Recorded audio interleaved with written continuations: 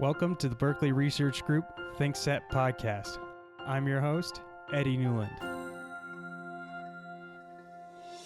Berkeley Research Group is a leading global strategic advisory and expert consulting firm, providing independent advice and dispute consulting around the world to corporations, law firms, government agencies, and financial institutions. For more, please visit thinkbrg.com. On this episode of the ThinkSet podcast, we'll be speaking with BRG Managing Director Rick Fultineer and BRG Director Robert Lewis. Both gentlemen are members of BRG's growing construction practice. Rick Fultineer has over 25 years of industry experience in providing testimony and consulting services in the areas of claims and damages analysis, construction management, mechanical engineering design, and information management. Bob Lewis has over 40 years of experience in the construction industry involving field supervision, estimating, and project management to the forensic analysis of construction issues. In this episode, we'll discuss trends in the construction industry, shortages in qualified labor, and litigation hurdles to avoid during boom times. And with that, let's get started.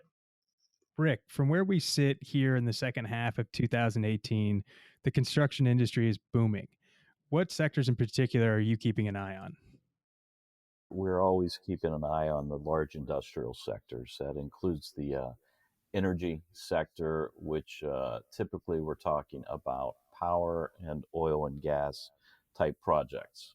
These projects are complex. They're industrial projects. They're usually very large dollars. And we're seeing a lot of those both in the areas of new construction as well as potential disputes in the international arbitration area. You seeing similar things from where you sit as well, Bob? Yes, but perhaps on a more global issue. Yes, construction's up. There are some significant trends in various parts of the countries. Obviously, here in the States, geographically, the growth is in the south and west sections of the country, as well as our local condition up here in Pennsylvania relative to the shale gas expansion. In particular, then, Bob, you just mentioned that geographically there are certain areas that are growing in different sectors. What is it about the South in particular, perhaps the West right now, that is seeing the most rapid growth or is experiencing the greatest expansion? It is somewhat energy related. It's also a population shift. And if you talk about some of the current events that are occurring, obviously the flood damage that occurred from the previous hurricane has been a big boost for construction, as well as the current fires that are ravishing throughout the Southwest. Yeah, and that's interesting that you mentioned sort of the natural disasters, if you will. Rick, when you guys are monitoring the market and keeping an eye out for bigger projects or ones that might be lagging a couple years behind because there was, say, a natural disaster 3 to 5 years ago and the construction's coming up, are there any phases of which you would consider like touch points in the industry where it's 3 years removed from a natural disaster or 5 years where construction has been greenlit but then might be running into some sort of issues? You know, that's an interesting question because when we have natural disasters, it creates a whole life cycle of repairs, remediation, as well as new projects in those areas. So we see an immediate need, which has a significant drag on the local labor. It has a drag on the sourcing of equipment and materials needed to first get involved with the remediation and repairs, but later to support the larger projects, which end up being a year or two off. And 3 years is kind of on the outreach of that. Issues that we see, a huge grab for labor, and it becomes very difficult to get labor, and the labor that you get becomes less and less skilled. So you see the inability for these projects to be performed efficiently and within budget, which leads to disputes and litigation on projects. Those same demands actually influence the cost of the issues. Obviously, labor, Rick touched on, but we can look at a couple of significant elements relative to what this demand has done for the prices of materials. And in general, construction materials are up like 9% from this time last year. And lumber, being a huge residential component in construction cost, is up 19.5% at the last time I looked. So those are significant influences that are going to affect decisions on how things get built, when they get built, and how readily available the materials are going to continue to be. When you look at it right now, without getting anywhere on the political spectrum, but do you think that the tariffs have an effect on where these material prices are going? Or is this just a natural cycle in the market that because construction's booming, suppliers are looking to get a little bit more for their product? I think we're looking at a period that these increases have yet to see the tariff influence significantly changing the amount. And that's concerning from the standpoint that, well, lumber was a significant increase. Obviously, the tariffs potentially of being assessed on steel. Steel is already up 13.4%. And we could expect some greater influence as those tariffs take a greater participating role. Mm-hmm.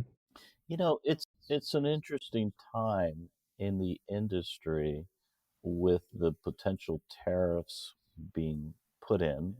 And again, it seems like it could get resolved at any time, but right now it's certainly on the way of an international war. And that's a significant risk that I don't think we've really considered a great deal in the past. We've always thought about the effects of pulling on the labor pool, inflation, other issues that can affect the cost of equipment and materials, but that's a whole new one that is kind of in the picture, and it's potentially going to affect the work in our backyard, southwestern Pennsylvania, which is a bit of an oil and gas mecca right now, but it's going to affect the big projects down in Texas and on the coast of Louisiana in the oil and gas sector as well. Two of the things that you guys have mentioned here so far are the cost of labor and the cost of supply. So, looking forward a little bit at potential disputes, because that's a lot of the work that you all do. If I'm in construction right now and I'm planning out a project, which would you consider to be the most volatile? Would it be a possible labor shortage in a particular region when you're trying to do a number of projects or put a project together? Or would you be more concerned about the possibility of rising prices for the supplies? Labor becomes a more difficult one to assess from the standpoint that it's not so much the dollar wage that you need to anticipate, but it becomes the productivity issue, the quality of the workmen that become available. And that's much more imprecise in being able to make an assessment. I think you can look at the trends in the material and make a realistic projection as where what your expectation might be over a period of time. A little bit easier to refine a projection. I think I agree with you completely, Bob, because it's in the labor category, which typically represents an area that is very difficult to gauge. It's where we see the overruns really increasing dramatically by exponential numbers rather than by a certain percentage. I also see the ability to deal with volatility in the equipment and materials from a contractual standpoint, where you can justify that a certain cost of that material due to the unknowns went up or down significantly. But you do need to get that point into your contract between an owner and an EPC or whatever kind of contractual arrangement that you have. And that makes plenty of sense. Let's take a step back then from a broader perspective. And Rick, I'll ask you this question first. Right now, the good times are kind of rolling. Do you think that this is something that will continue with the construction industry for a while, or do you see possibly the cycle changing soon on the horizon? I don't see a break right now. I see, from an economic standpoint, the U.S. is very strong. China appears to be very strong. The markets, the different locations in the world are asking for infrastructure and projects. So I really don't see an end in sight. It will clearly be a cycle, whether it's a 3 to 5 year or greater is really an unknown. Would you have anything to add to that, Bob? The rate of increase will continue to be a relatively steady base growth as certain regions get some sort of build out and other areas come up to play. And I think an example of that would be the hurricane damage in the south. Once that's done, focus would have to be in some other regions, which would likely occur. But what happens when it's now hurricane season? It's coming in the Atlantic. We just saw it a little bit in the Pacific with the near miss in Hawaii. But if you've got a construction project going on right now and it happens to be in the path of, say, in Florida or Georgia, in the path of a hurricane or hurricane season, what sort of contractual things would people want to make sure that they have if you're operating in these regions to ensure that you're not eventually leading yourself into litigation because of disruptions that come from natural disasters? Is that baseline everybody has that, or do you find that some people don't do enough to incorporate or protect themselves in that regard? I'll go first here because we have been involved with a number of projects that have been hit by hurricanes. One actually was hit by 7 hurricanes, which was a very large oil and gas related project. Generally, there are policies and procedures. It's important to be prepared to comply with those policies and procedures that are in place. I don't think anybody is ever prepared for a massive hurricane like we've seen in the early 2000s, which just caused massive destruction. But it is important to follow your organization's plans, disaster recovery, and be prepared if a hurricane goes off target and ends up hitting one's project.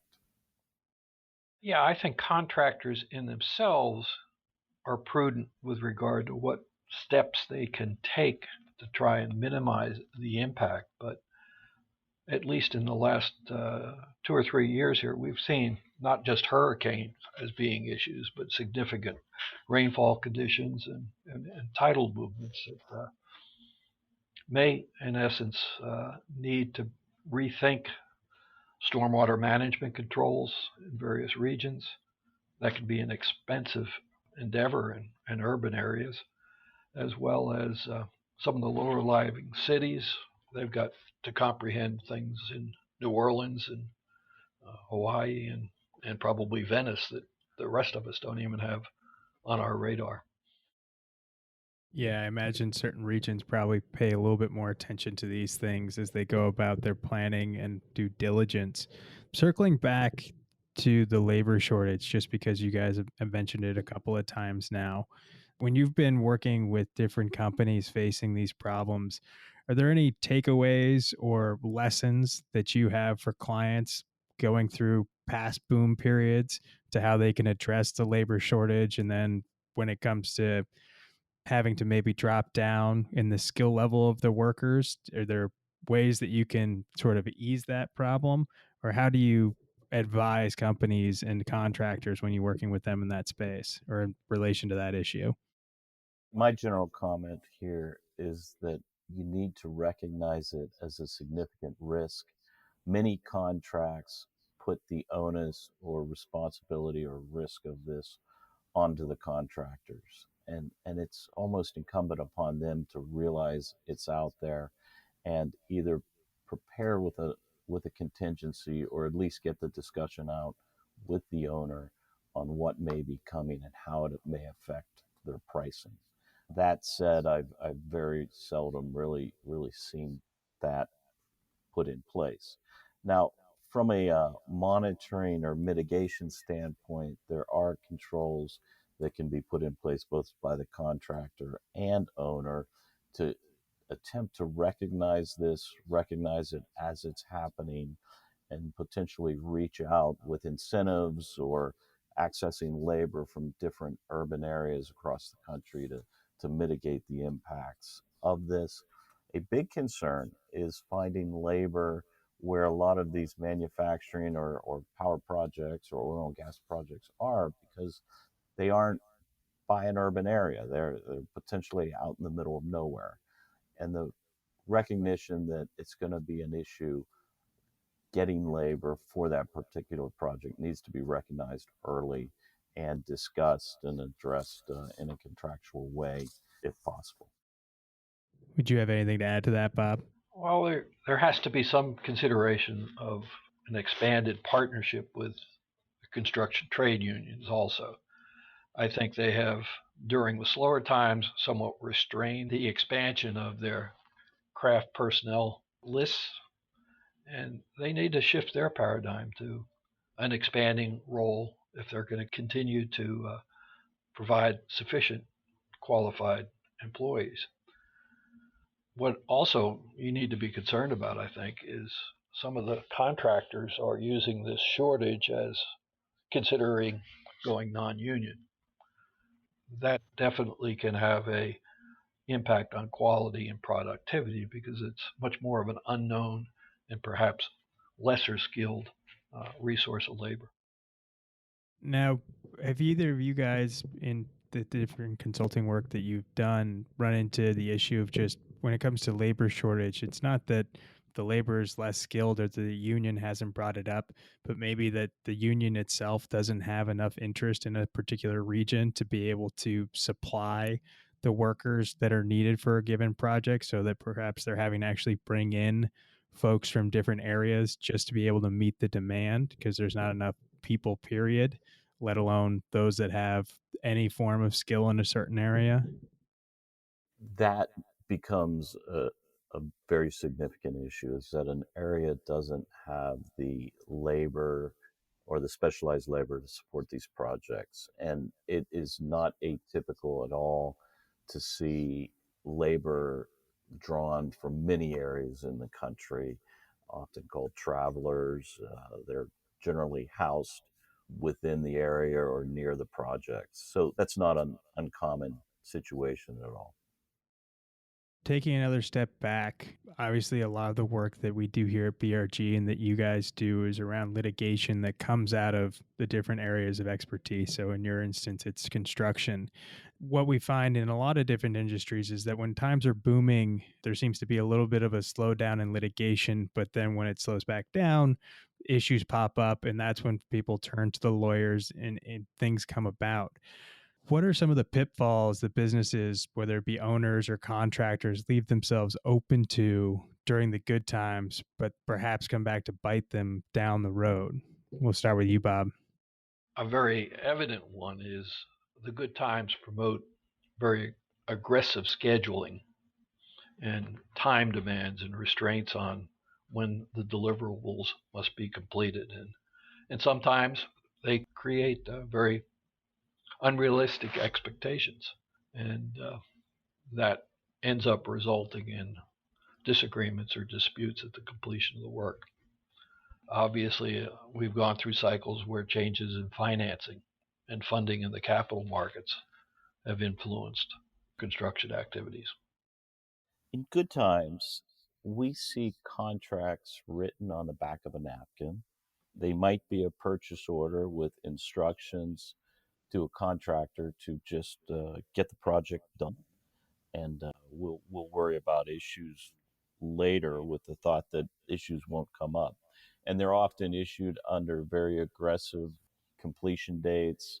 I like the word, Bob, that you used, expectations. And when those projects go south, or if you start to see significant overruns, you do have a challenge between the owner and the contractor, who may have spent all the money at that point that they had budgeted, in resolving the matter. And we've seen numerous disputes occurring as a result of this situation.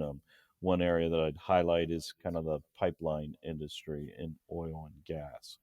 I mean, our recommendation is, regardless of the project, make sure you as an owner have somebody involved, making sure that you're got a fairly tight contract, there's an agreement in place, and there's something that you can really hold the contractor to as the costs start to skyrocket due to many of the issues that we've been talking about. It definitely sounds like in a lot of these instances, sometimes I'm sure you have more sophisticated owners and contractors, but a few too many might just be looking to do this to get advantage and get as much work on the books as they can. And unfortunately, sometimes that can come back to cost you. let's just sort of end this conversation with a little bit of historical perspective. Is there a point in either of your careers you've both been involved in the construction industry in different parts for a number of decades at this point? Is there any point in your career that this particular time the industry reminds you of? Well, certainly it can take us back into the last time we had good times and we saw some of the wheels fall off of it back a couple of decades ago. But I think in my crystal ball, I would reflect on recommendation that everybody who is involved in a construction project realizes that making a decision has played such a significant role, or the absence of making a decision, into the crises that evolve on the projects, and be focused on the need to be objective and fair in a timely manner to provide clear direction when issues need to be defined or adjusted. It reminds me of many upswings and downswings. Well, really more upswings, I guess I should say, that we've had in the infrastructure area. Power and oil and gas always come back to mind. And I feel like we were on an upswing, a matter of 8 to 10 years ago, that it had some very large projects. We're seeing problems with them now. We went through a bit of a downswing with the effects of the oil prices, and now you're seeing an upswing again. So it reminds me of many of the cycles. I'm not sure how strong this one is relative to the last one, but each one are unique and they affect the industry differently. But there's some obvious lessons learned that you can take and apply to your upcoming projects during all of these cycles that have been out there. Well, guys, thank you so much for your time. This ThinkSet podcast is brought to you by the Berkeley Research Group. You can subscribe to the podcast and access other content from ThinkSet Magazine by going to thinksetmag.com. I'm Eddie Newland, and thanks for listening. The views and opinions expressed in this podcast are those of the participants and do not necessarily reflect the opinions, position, or policy of Berkeley Research Group or its other employees and affiliates.